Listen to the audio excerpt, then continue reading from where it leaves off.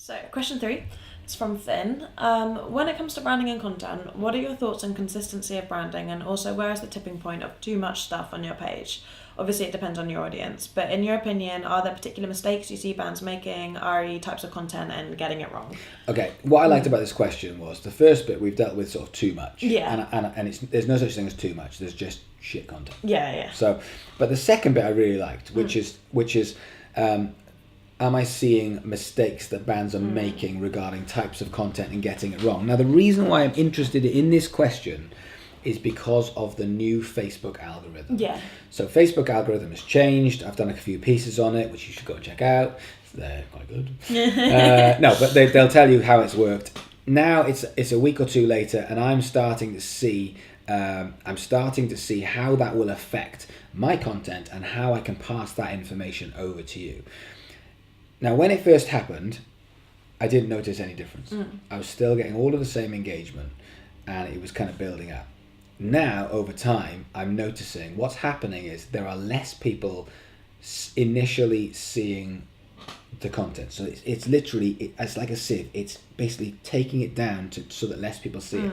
So what used to happen was Facebook used to say, we'll see if this content's important, because we'll show this many people, and if a certain percentage of them engage, like, share it, then we will share it, and it will share it, and it'll keep growing until the engagement basically stops, and then Facebook says it's not that important. So effectively, the faster you get on the algorithm and the more content, the more interaction and engagement you get, the better.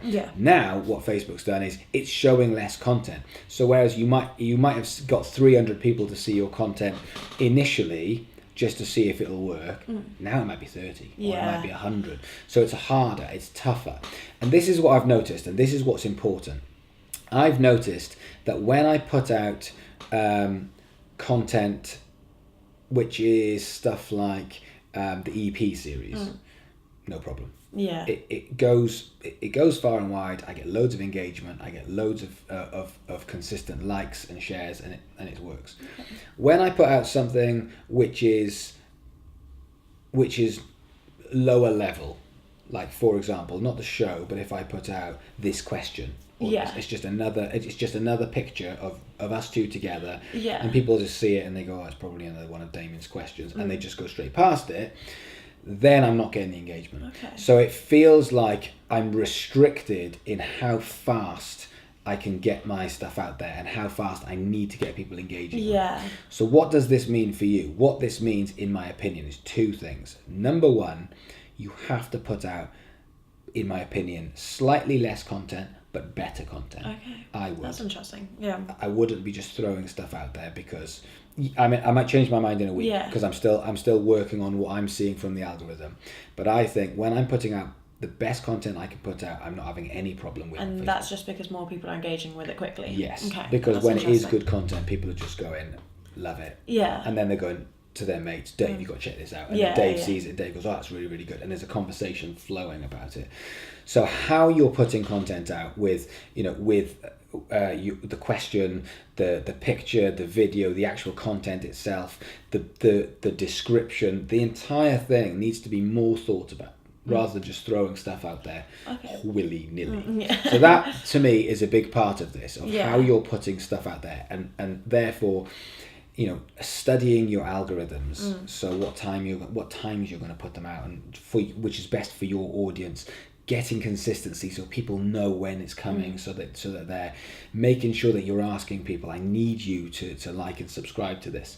But there's another bit of this, which is there's an uproar about this. Like, I know so many bands that are just posting and being like, Facebook, you've ruined my life, and you've ruined Facebook, and Facebook's terrible. It's not the case.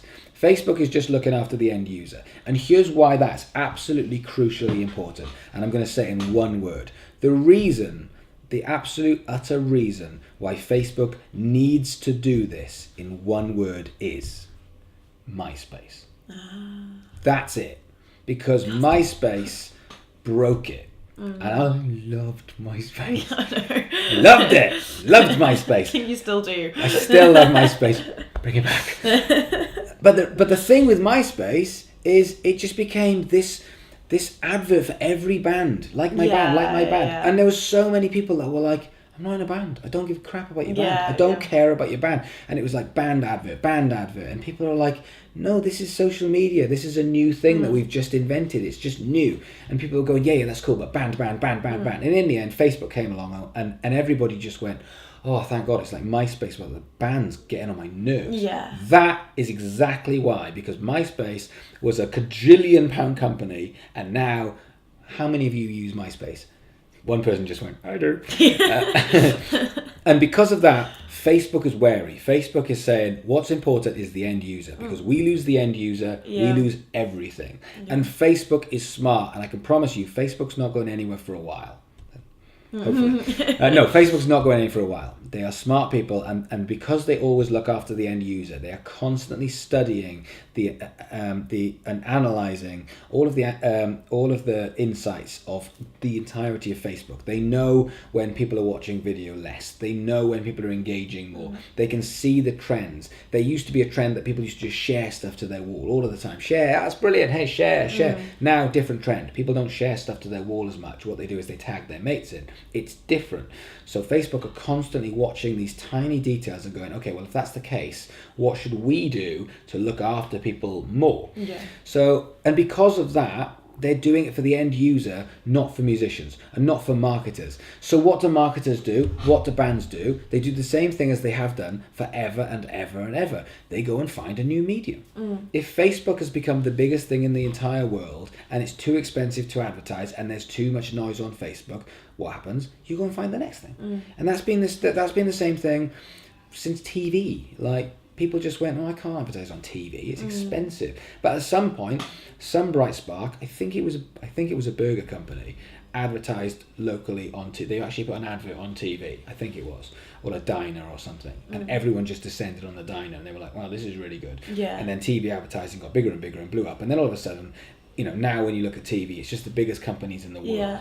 Yeah. So right over in the corner, all of these guitars that we've got, all of the basses and the manufacturers, they can't advertise on TV. Yeah. It's too expensive. It doesn't make sense. So they've just gone, okay, well, we'll go to radio, or we'll go somewhere else. We'll go to print ads, and then all of a sudden, print ads get expensive, and then people go, oh, there's a new thing. Oh, it's social media. So your job is rather than just cry about it and just try and keep fixing the algorithm, what about not doing Facebook? What about going, okay, well, in which case we have to have something on Facebook, but we're really going to target Instagram because Instagram still has that organic reach. Or what about going on to the next thing? Vine 2 looks to be coming out. Yeah. Everyone needs to get onto that straight away just in case it becomes a very band-friendly Do you think that would put your band at any kind of risk, not being on Facebook as it's such a massive platform? I think I would still be on Facebook. Yeah. But I wouldn't cry about it, and I wouldn't put out the content in the same way if it's not working. Yeah. I would look at other areas, like it used to be bands going on tour, and now it's too expensive, so bands are doing more stuff online. It's just finding new mediums, and there's loads out there, and it's finding the one that works. But I think it's more risky to stick at something which isn't working and not spread your risk. So the things I would do firstly is every single band on here, I do not know many bands, if any, that really take really take YouTube seriously. Yeah. They just don't. Every time I look at bands on Facebook, I'm like, smashing it, and I'm going to go and check out your stuff. And I go on YouTube, and I'm like, oh, that's... And it's like, here on Facebook, and you look like a really professional band, and here on YouTube, which makes you look amateurish. So which are you? You're here.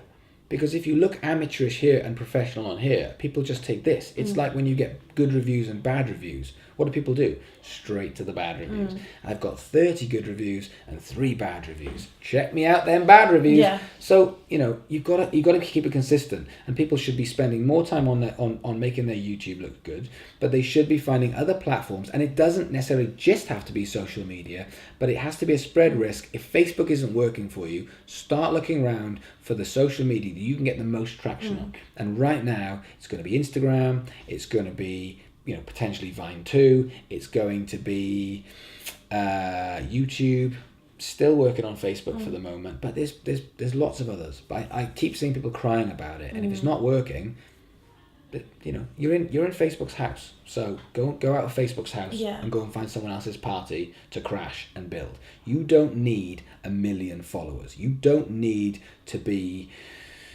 Kim Kardashian. You don't need that. People seem to think that they need millions of followers. You don't. You just need 1,000 people that really, really love you.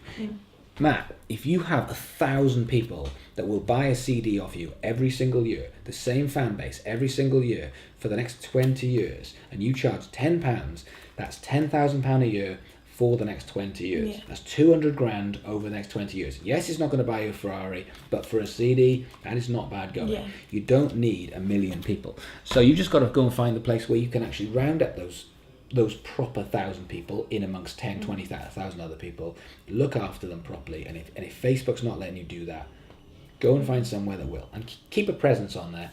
But your job as a marketer is always to get the most amount of leverage out of whatever platform you're using. Yeah, so to kind of sum up, so less content on Facebook but better quality content, and just keep trying different platforms till one works for you. I'm still figuring it out, but for me, I'm definitely noticing that Facebook isn't sharing as much. So, so I might start doing a few boosts to my audience. Yeah. It's going to be more expensive than it's ever been before. Tough. Yeah. Because it's cheaper than TV. Yeah. So that's the way it works. I'm in Facebook's house. I play by Facebook rules. Facebook says it's £5 to get in front of 1,000 people. Fine. All of a sudden, the next day, Facebook says, lots of people are doing this now. Our prices go up. We're putting it up to £10. I can cry about it. I can not do it. I can pay for it. Yeah. Those are the three options. There aren't any other options. I either do it or don't do it. And, and bitch and moan or just crack on with it. Yeah. So I'm going to do it. I'm going to play by their rules. But you better believe if something else comes along, I'm going to be all over that. Yeah. Mine too. Mine too. Better be good.